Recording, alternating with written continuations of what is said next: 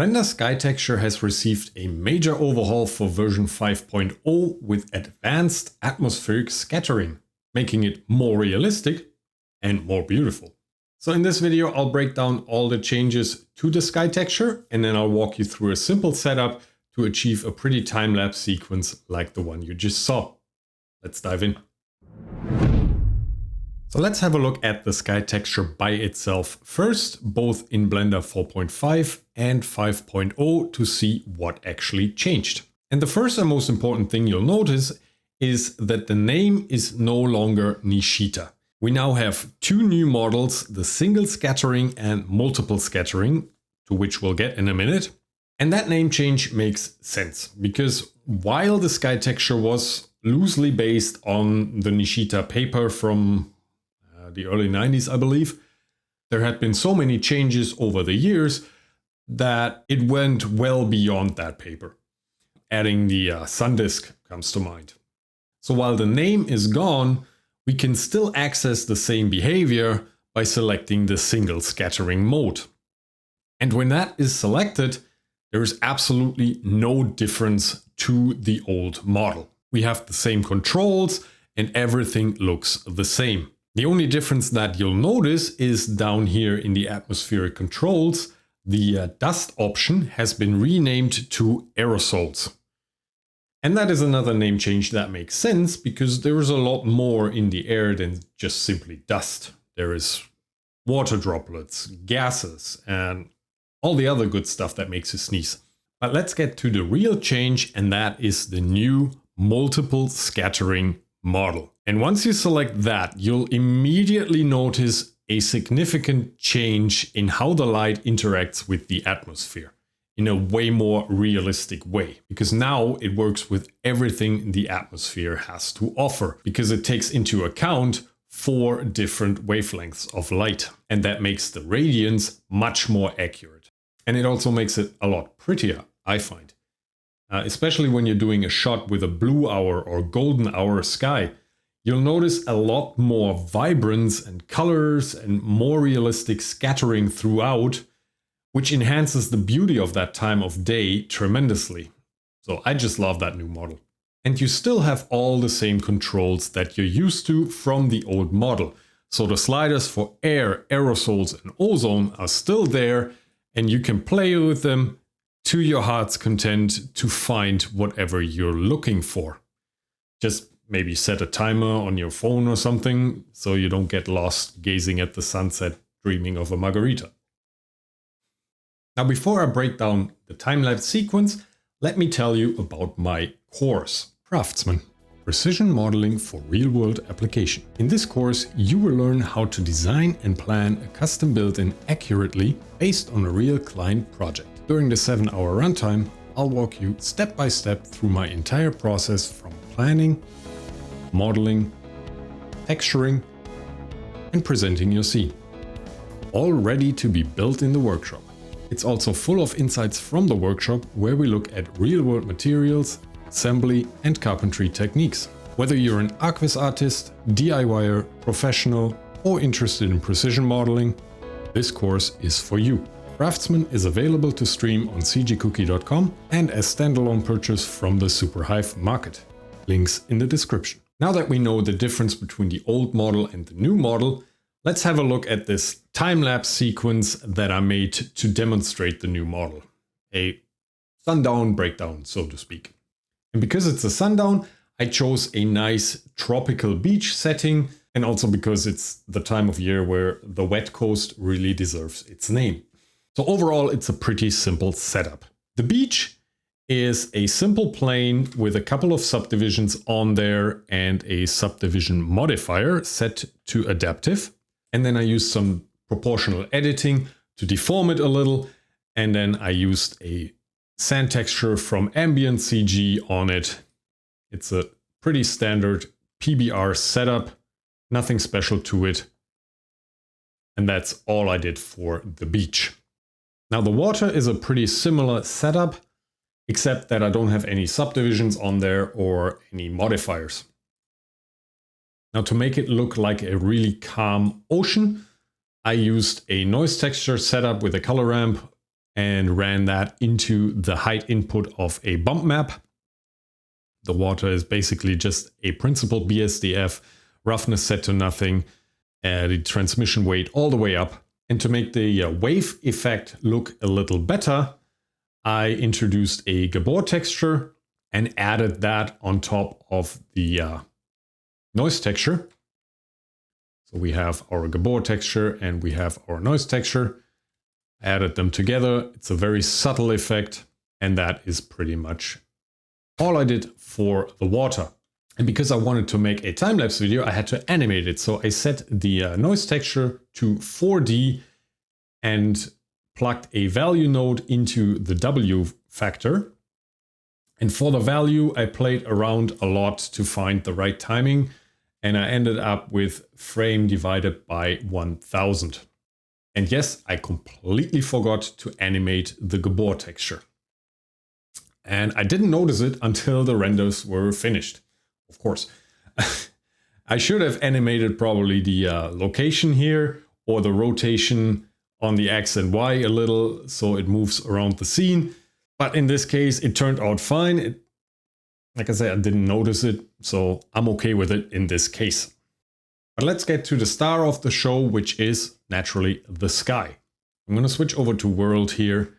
And my sky texture is of course set to the multiple scattering mode. And then to start off with, I moved the sun position to somewhere around the golden hour, because that's where I wanted to have the nicest colors. So that's where I started to adjust my air, aerosols, and ozone controls. And the beauty here is that you have all the freedom in the world to play around with these. So I really encourage you, if you make a scene like this, to play around with it and find the right values that you want, and rather than me just giving you the exact values that I used here.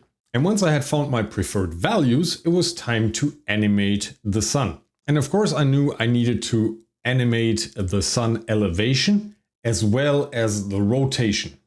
Because despite rumors going around, Earth is indeed round. So I wanted to start the animation somewhere around the afternoon, late afternoon time frame and end just after sundown. Now to get the timing right, took some playing around with it, trial and error. I'm not sure if there's a right or wrong value to it, but after playing around with it a little, I came to 260 frames at 24 frames per second, and that seemed to be a good value for my scene at least. So I went to the start of the animation and set a keyframe where I wanted the sun to start, basically just hovering over the value and hitting the I key, and then went to the end of my timeline to 260 frames, parked my sun below the horizon and set new keyframes there. And then after looking at it for a while, I thought a super clear sky is a little bit dull and boring. So I wanted to add some clouds. And that again is a pretty simple setup. I basically have a cube scaled to a very large size. See it better in solid mode. It's a very large and flat cube. And on that I added a simple noise texture with a color ramp and plugged it into a volume scatter node set to the me function, which is best for clouds. And then I played around with the values a lot to find what I'm looking for. I didn't want to have too many clouds and too dense clouds. I wanted to have them nice and wispy. So this is what I came up with. And then to not have them static, I simply animated the rotation on X and Y, set a keyframe at the start of the sequence and at the end of the sequence, just so the clouds kind of shift around in the scene a little diagonally, but also a little bit with a rotation in it. And here again, you can play with your color ramp and your noise texture values, and even with the density and the diameter of the droplets, just to get the look that you really want for your scene. And lastly, I didn't want the clouds to end somewhere halfway down the horizon. So what I simply did, went into edit mode, grabbed the bottom edge and dragged that one down to the horizon. However, that introduced a new problem, in that now the clouds were perfectly reflected in the water, which is not what I was going for. So to remedy that, I went over to the object properties under visibility, and I just deactivated glossy. And that way I have my nice clouds going all the way to the horizon without unrealistic reflections on the water. And then lastly, I thought, once the sun is down, it would be nice to see a couple of stars in the sky. So I went back to my world settings and I added 2 Voronoi textures. Both are set to Minkowski. One makes bigger stars in a smaller amount, which is pretty hard to see right now. Zoom in a little, we can see it a little better. So one makes bigger stars with a smaller amount, and the other one makes way smaller stars, but a lot more of them. And I simply added them together. And then to fade them into the horizon, I multiplied it with a gradient texture setup to mask out the stars where there's still a little daylight in the sky even after the sun is gone. And then I duplicated the background node and added it in with my sky. But naturally, I didn't want to have the stars visible during the day. So I animated the strength of that background node to have them come in very, very late in the timeline. So at frame 220, they slowly start coming in. And then I went over to the graph editor and made sure that those keyframes have a Bezier interpolation. So they start fading in very, very slowly. And the more light is gone, the more stars and the faster the stars appear. And then to make the scene a little more interesting and kind of frame in the foreground, I added some palm trees and grasses from the Botanic add-on, which I could animate right here in the add-on. They got all kinds of different presets for different plant species. And I just had to make sure that I bring the strength down quite a lot so it doesn't look like a hurricane is blasting through the scene. And then to add a little more gimmick to the scene, I modeled a simple bottle that sticks out of the sand here.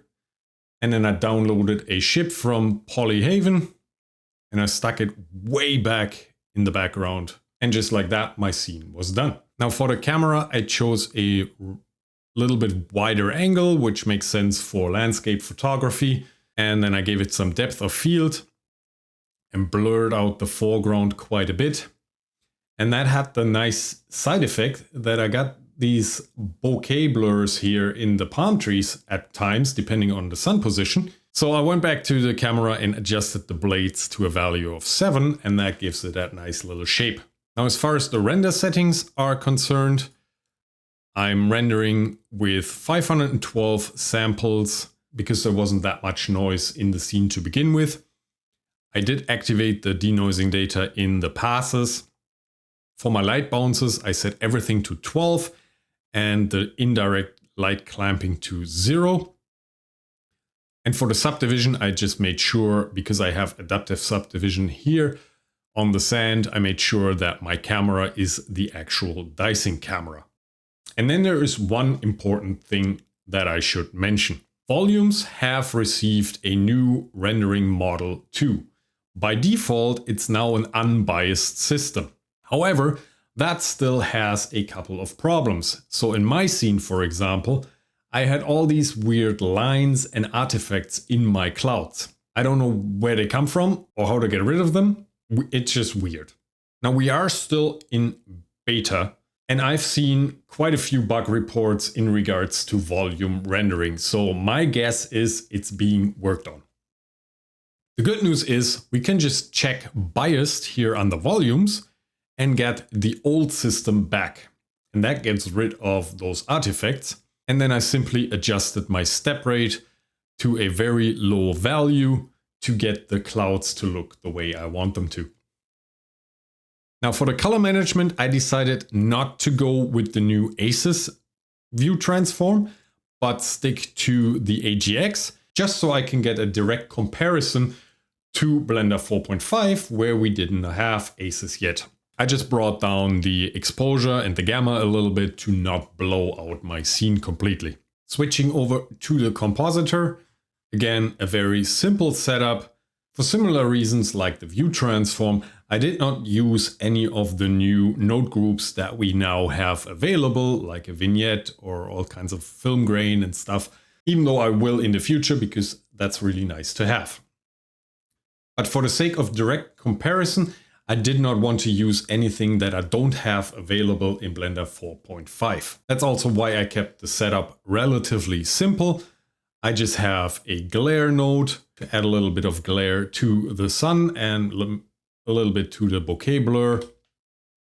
Then I denoised the image, used an ellipse mask and blurred it out and overlaid it over the image to darken up the edges a little bit and bring out the middle of the image a little more, make it a little more pop. Added some subtle lens distortion.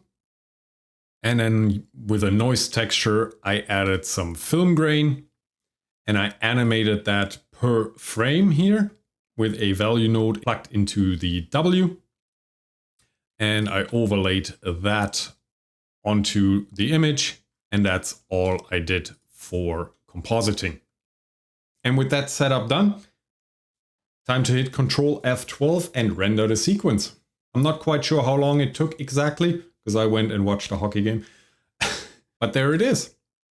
Let me know in the comments below what you think of the new sky model and whether you like this kind of scene breakdown or if you prefer a step-by-step tutorial. But thank you so much for watching and I'll see you next time. And remember, keep the shiny side up